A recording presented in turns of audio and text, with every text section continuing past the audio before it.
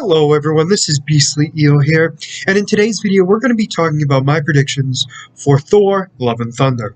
So this premieres technically Thursday at midnight, but it's really Friday. We all know this. So some things I want to talk about, basically from what we've seen in the trailers, where there's some speculation and things. We will be talking about it here before I watch the movie, and then see if I'm right after. So one of the big things is, how does Jane Foster get the hammer? Is she a variant of Thor? I am going to go with a no. I don't think she's going to be a variant. I think she's going to be Jane Foster of that universe, and she's going to be able to get the Thor hammer for whatever reason. Whether because Valkyrie put it together, because she seems to be good friends with Jane Foster, so it'd be interesting to see how that goes. A lot of unclear answers on that one, because the other thing too is, if she did get the hammer, it had to have been after Endgame, because if it was before Endgame, she would have been there because the Valkyrie was there. So definitely know that she didn't get it until after Endgame, but there's been a decent amount of time since Endgame, so anything could happen. So definitely thinking some sort of magic with the Valkyrie that was able to combine her hammer into being whole again, which then made her Thor.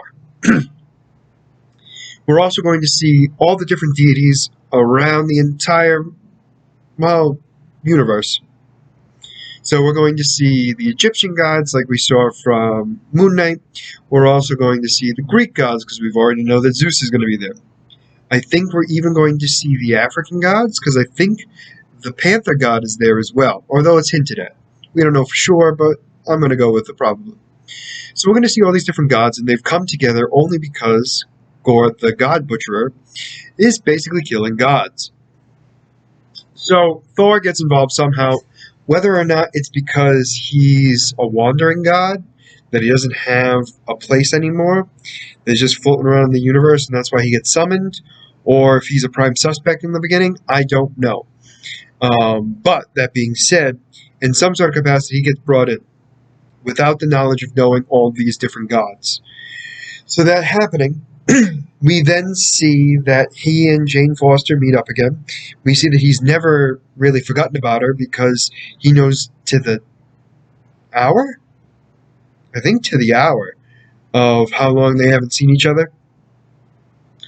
She's definitely creeped out by that. The other thing that makes me really think that it's Jane Foster's from that universe is that the hammer was smashed, and it looks like it's being held together by magic, which is definitely interesting. Just wanted a side note, because we've seen it a few times, and seeing that she's has it, but it's definitely cracked and everything else, and it's unclear of really how it's together, but also how strong it is that it's kind of broken apart. So anyway, we know that Gore, is the God Butcherer, is basically killing gods, and it's a problem with the gods for obvious reasons. It's unclear why. Probably because he just doesn't like them, or he just thinks the gods are useless. Many different reasons why. Doesn't really matter. I think in the end of this movie, there's going to be a big prediction here. I don't know for a fact, obviously, but I think they're going to kill Chris Hemsworth's Thor. So 616 Thor, I think, is going to be killed. And Jane Foster is going to replace him, is my guess. If they go the other way, though, and they kill Jane Foster instead of Chris Hemsworth, I think fans are going to be really peeved. Myself included, actually, to be honest with you. Because, now granted, neither one has to die, technically, but I feel like it's his fourth movie. It would make sense because he's with the Guardians of the Galaxy for a little bit. It would just make sense that this would be his ending. And I think it would just be a nice little kind of like passing of the torch. He gets to see his ex one last time, and they get to go on an adventure together. And of course, he has to have his team, which is all that not surprising at all if you've seen Ragnarok. So he's got Korg, he's got the Valkyrie, he's got Jane Foster, and he's got himself. And I would imagine they've taken upon themselves to hunt down Gore. Definitely interested to see how this character is going to be portrayed. We've seen what he looks like physically. Definitely gives me creepy vibes. Even his voice gets me a little bit too. So overall, I'm definitely excited for this movie, 100%. Just cannot wait to see what happens and what's gonna lead. Where is this going to lead in the MCU? So today's Thursday. When I see it on Saturday, I'll be doing a video on the ending credit scenes. And, I'm saying scenes because I have no idea how many. So, at least one, possibly two.